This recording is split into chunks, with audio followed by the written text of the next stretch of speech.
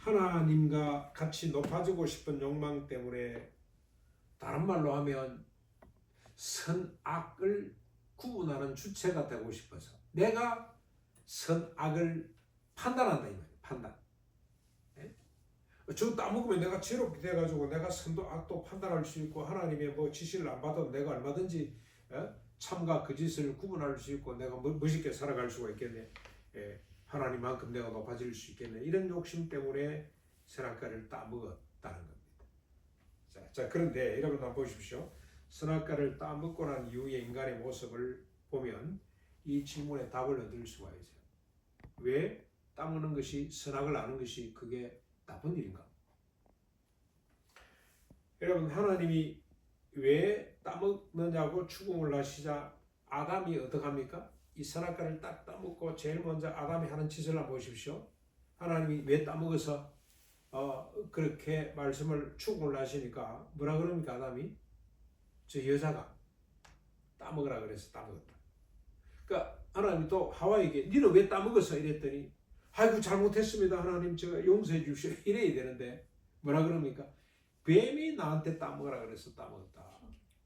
핑계, 책임 전가, 자기 책임을 떠넘기는 거, 남한테 밀어버리는 거. 자기가 선악의 기준이 되면, 지금 따먹기 때문에 지금 선악의 기준이 된 거예요. 이런 현상이 나타나는. 자기 잘못을 인정을 못해. 자기가 기준인데. 여러분, 가인은 어떻습니까? 가인. 하나님이 동생 아벨의 제사를 받으시고 자기 제사는 안 받아. 그랬더니 얼굴이 불그락 하다가 씩씩거리다가 결국 어떡합니까? 동생을 들판으로 불러내서 죽여버립니다. 하나님을 죽이고 싶은데 하나님을 죽일 수가 없으니까 동생을 죽이는 거죠. 그렇죠? 살인사건이 인류의 첫 살인사건이 벌어진 거예요. 동생과 형은 어떤 관계입니까? 서로 의지하고 서로 사랑하고, 특별히 형이 동생을 돌봐주고 돌 겁나 이를 챙겨야 될 형이 동생을 죽여버린단 말이에요. 어째서? 지가 선악의 기준이 됐기 때문에. 내 걸 안 받아 하나님이. 여러분, 왜 하나님이 가인의 제사를 안 받고 아벨의 제사를 받았을까요? 아벨은 짐승을 잡아 피를 흘리고 그걸 제물로 드렸기 때문에. 그때는 제사 제도가 아직 확정이 안 됐어요. 그리고 뒤에 보면은 모세율법에 보면은 이 농산물로 제사 드리는 것도 있어요. 그것 때문에 그런 거 아닙니다. 이 아벨은 하나님이 주신 걸, 내가 하나님께 받은 걸 감사한 마음으로 하나님께 드렸을 거예요. 가인의 제사는 내 제사를 안 받아. 그래서 씩씩거리는 거잖아요. 무슨 뜻입니까? 지가 열심히 농사 지어가지고 지가 주체적으로 하나님 앞에 좀 갖다 드려야지. 그러고 갖다 줬는데 하나님이 안 받아줬다. 그래서 자존심이 상한 거예요. 자존심이. 질투가 나는 거예요. 하나님을 심판하고 싶은 거예요. 주체적으로 산다. 지가 선악의 기준이 된다 그러면 인간이 이렇게 완악해 줄 수가 있어요. 하나님을 없애고 싶어요. 지가 주인인데. 가인의 후손들 가운데 라멕이라는 사람이 나옵니다. 이제 아벨은 죽고 하나님이 아벨 대신에 셋을 줍니다. 셋의 후손들은 그래도 조금 경건한 사람들이 있어요. 근데 이 가인의 후손들은 정말로 인간적으로는 뛰어난 사람들입니다. 자기가 선악의 기준이 되고 주체로 살려고 하는 사람들은 열심히 노력합니다. 그렇죠? 정말 치열하게 살아요. 그래서 라멕의 자식들 가운데 소위 말해서 경제, 문화, 예술, 그 다음에 기술, 산업, 이 창달자죠. 창시자들이 막 나옵니다. 네피림이라 그러죠. 영호글들이 계속해서 나옵니다. 그래서 이 아버지 라멕이 너무 자신감이 차고 자식들이 잘 벌으니까 대단할 거 아닙니까? 그렇죠? 우리 자식들이 하나 잘 되면 부모들도 다 같이 따라 잘 되는 거 아닙니까? 그래가지고 교만해져가지고 뭐라 그럽니까?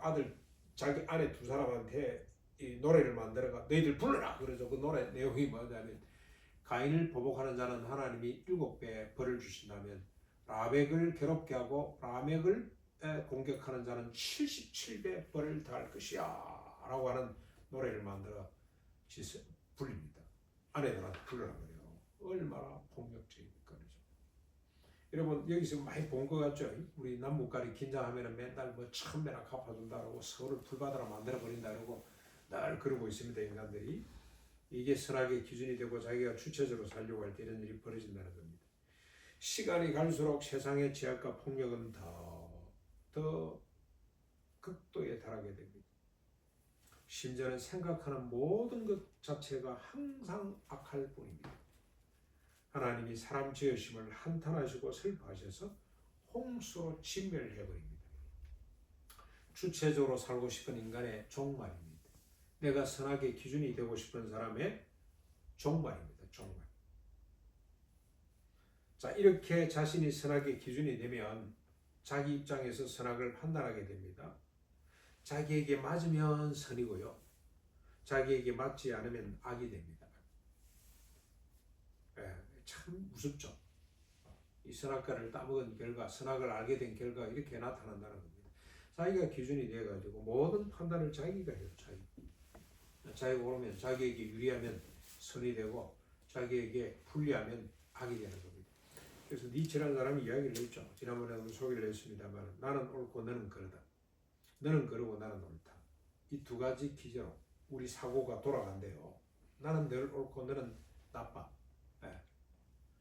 약자나 강자나 이렇게 사는 겁니다. 그래서 어떻습니까? 이런 세상 여러분 부부가 서로 나는 옳고 너는 그러다고 생각하면 어떻게 되나요? 남편 아내를 너는 걸러서 나는 옳아. 아내가 나는 옳고 당신은 걸러. 그러면 어떻게 됩니까? 그 가정이? 파산이지 파산. 지옥이 되는 거지.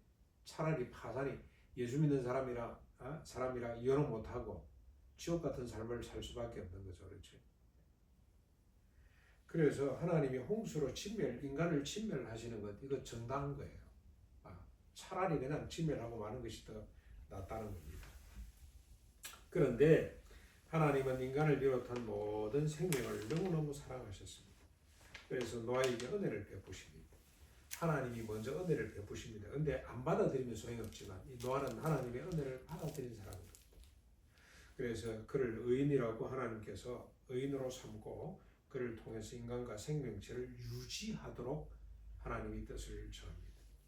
오늘 본문은 홍수가 시작한 지 이 방주를 짓고 120년 동안 방주를 짓고 홍수 이 하늘에 창문이 열리고 그 창세기 표현이 그렇습니다. 이 육지에 이 샘이 터져가지고 밑에서 솟고 하늘에서 쏟아붓고 40일을 쏟아부었더니 제일 높은 산, 우리 지금 지구상의 제일 높은 산이 에베레스트 산이라고 그러죠. 8,820몇 미터인가 돼, 82m인가, 막 1,000m 가까이 되는 산이 잠겼더라. 그 위에 15규빗이 올라갔더라. 그러는데, 그리고 꼭 이 노아가 600세 둘째 달 7일에 일의 날 비가 시작해가지고 노아가 601세 둘째 달 11회가 될 때 육지에 내려오거든요. 그러니까 딱 575일 만에 홍수가 그치고 다시 내려오게 됩니다. 그때 하나님께서 노아에게 하신 말씀이에요. 오늘 본문이 뭐라 그러냐? 하나님이 노아와 아들들에게 복을 주시며 그들에게 이르시되 생육하고 번성하여 땅에 충만해지거라. 이게 하나님이 천지 창조하실 때도 하셨고 인간을 만드시고 에덴 동산에 두시면서도 하시고 홍수로 진멸하시고 다시 노아를 통해서 이 온 지상에 인류가 번성하도록 하시기 전에 또 하나님께서 또 말씀하시고 계속해서 오늘 본문에도 두 번이나 나오죠. 생육하고 번성해서 땅에 충만해지거라. 이게 하나님의 1차 소원이라고 할 수가 있습니다. 2절에 땅의 모든 짐승과 공중의 모든 새와 땅에 기는 모든 것과 바다의 모든 물고기가 너희를 두려워하며 너희를 무수하리니 이것들은 너희의 손에 붙였음이라. 여러분, 하나님께서 우주만물, 제가 이 수도원에 있는데 사람들이 그 무섭지 않냐? 혹시 거기 뭡니까? 그 들소가 아니고 멧돼지가 안 나오냐? 걱정하는 사람이 많아요. 근데 제가 멧돼지가 그 지렁이를 좋아하기 때문에 우리 그 지렁이 많은 데가 있거든요. 지렁이를 날 훑고 다녀요. 이렇게 아침에 새벽에 나오면 막 희전했어요. 근데 한 번도 제가 본 적이 없어요. 지난번에 여기 올라가다가 일가 생가에 올라가는데 소음이 막 자동차 소리가 심하니까 멧돼지가 소리를 잘 못 들었나 봐요. 근데 저도 모르고 올라가는데 우다닥 하고 도망을 가더라고. 지가 먼저 도망을 가요. 모르고 있다가 제가 가까이 가니까 저도 놀라고, 큰 놈이, 시커먼 놈이 밑에 이제 김종기 생가에 보면 물이 나오기 때문에 멧돼지가 모욕을 좋아합니다. 모욕을 좋아해서 거의 날 그 뒹굴고 있어요. 근데 올라갔는데 이놈이 지가 먼저 놀래가지고 도망을 올라가. 도시에 출몰하는 멧돼지들은 갈 길을 알지 못하고 너무 당황을 했기 때문에 막 공격적으로 변하는데, 이 야전에서 만나는 짐승들은 모르겠습니다. 제가 곰을 직접 만나보지는 못했고 호랑이를 만나보지 못했는데, 원래 이 하나님이 창조해 놓은 질서에 의하면은 이 짐승들이 피하도록 되어 있어요. 우리가 짐승을 다스리도록 되어 있습니다. 그래서 그 큰 코끼리도 호랑이도 이 동물원에 가보면 막 인간이 마음대로 조작하는 걸 보면 하나님께서 이렇게 만들어 놓으셨구나. 그래서 이 자연에 대한 이해, 제가 제 산속에 살다 보니까 이런 말씀에 좀 민감해지는 것 같습니다. 3절에 모든 산동물은 너희의 먹을 것이 될지라 채소같이 내가 이것을 다 너희에게 주노라. 이때부터 육식이 허용이 됩니다. 그동안에는 채소만, 풀만 먹도록 하나님이 만들어 놓으셨는데, 나무에 나는 열매하고 그 다음에 식물만 먹도록 했는데, 하나님께서 이제 드디어 육식을 허락하시는데, 여러분 밑에 4절에 보시면, 그러나 고기를 그 생명이 되는 피채는 먹지 말 것이니라. 중요하죠. 여러분 우리 그래서 선지 별로 좋아하면 안 될 것 같아요. 피채는 먹지 말아라. 왜 그러냐? 근데 고기를 먹기는 먹되 생명 존중한 마음을 가져라, 이 말입니다.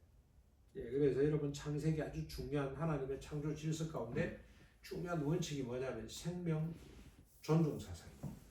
인간은 말할 것도 없고 모든 이 땅의 생명체를 존중. 근데 풀은 베먹을 수 있잖아요. 풀은 생명이 뿌리에 있기 때문에 잘라 먹어도 금방 또 올라옵니다. 그렇죠? 나무는 저거 베도 금방 또 새순이 막 올라오듯이 그렇습니다. 5절입니다. 어느 정도로 하나님께서 이 생명을 존중하시냐? 네가 반드시 너희의 피 곧 너희 생명의 피를 찾으리니 짐승이면 그 짐승에게서, 사람이나 사람의 형제면 그에게서 그 생명을 찾게 될 것이다. 하나님이 생명을 존중히 여긴다는 것, 이렇게 우리가 알 수가 있습니다. 6절에 다른 사람의 피를 흘리면 그 사람도 피를 흘릴 것이니 이는 하나님이 자기 형상대로 사람을 지으셨기 때문이라. 왜 특별히 인간의 생명을 존중히 여기게 되느냐? 왜 이 짐승의 생명도 우리가 존중히 여기게 되느냐? 하나님이 지으셨기 때문에, 하나님의 피조물이기 때문에. 특별히 인간은 하나님 형상으로 지음을 받았기 때문에 인간의 생명은 그렇게 소중하다. 너희는 생육하고 원상하여 땅에 가득하며 그 중에서 번성하거라고 또 말씀을 합니다. 하나님의 뜻이 뭐냐? 천지 만물을 지으신, 특별히 자신의 형상대로 인간을 지으신 하나님의 근본 목적이 뭐냐? 하나님의 선한 뜻, 하나님의 의, 기독교 윤리, 특별히 하나님이 아담을 창조하시고 우리를 구원하신 목적이 뭐냐?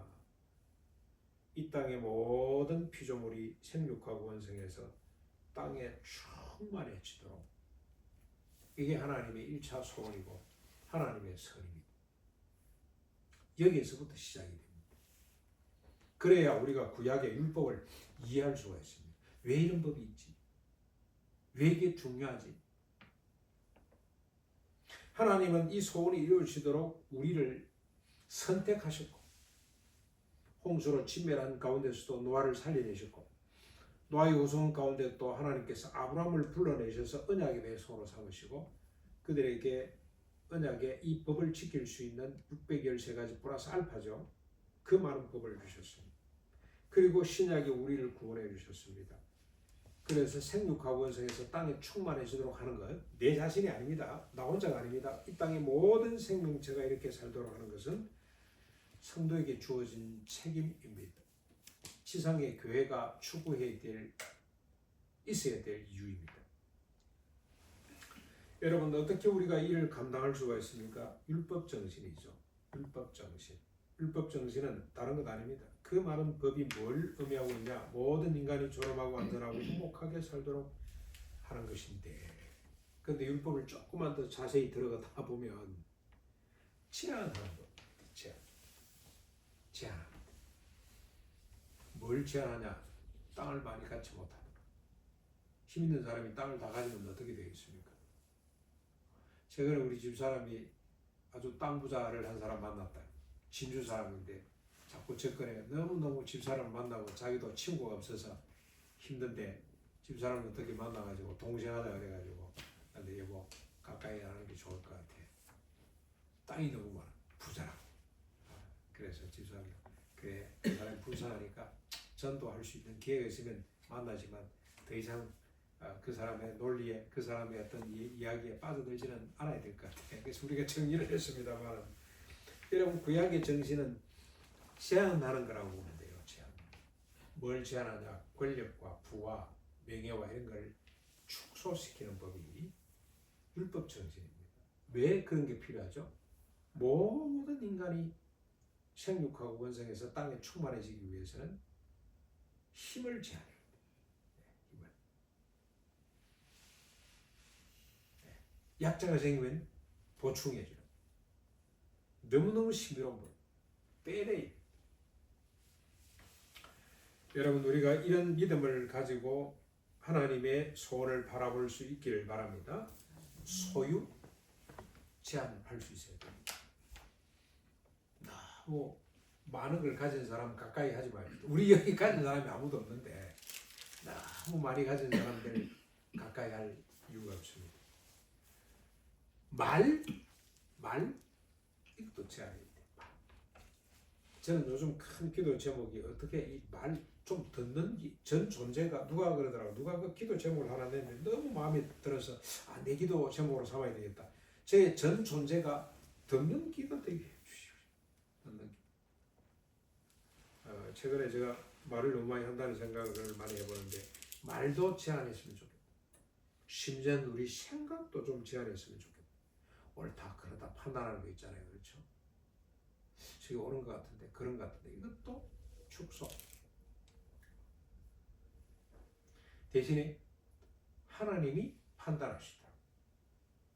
하나님 말씀만 그냥 받아들이면 되는데 쥐가 뭘 선악과를 따먹고 눈이 밝아져서 선과 악을 좀 구분해 보겠다고 그래서 망해가는 인생을 우리가 살펴보고 있습니다. 이제는 우리의 생각도 하나님 말씀대로 그냥 예, 아니요. 이렇게 우리를 제한함으로 소외되거나 고통받는 자가 한 사람도 없어지도록 하는. 저희 장모님하고 살아가잖아요. 장모님에 대해서 자꾸 제가 판단의 기준이 되면 왜 저래 이러면 그냥 불편해 돼요. 얼마나 제가 폭력이 되는지 모릅니다. 그렇게 판단해서는 안 되겠다. 그 판단을 제한하는 것이 필요하다. 그래야만이 이 세상의 모든 인간이 행복하게 살아갈 수 있는 세상이 되고 이를 보시기에 하나님이 아름답더라. 참으로 선했더라. 그래서 하나님의 큰 기쁨이 될 줄로 믿습니다. 소유와 말과 생각 그리고 모든 것들을 축소해 가는 우리 모두가 될 수 있기를 주님의 이름으로 축원합니다.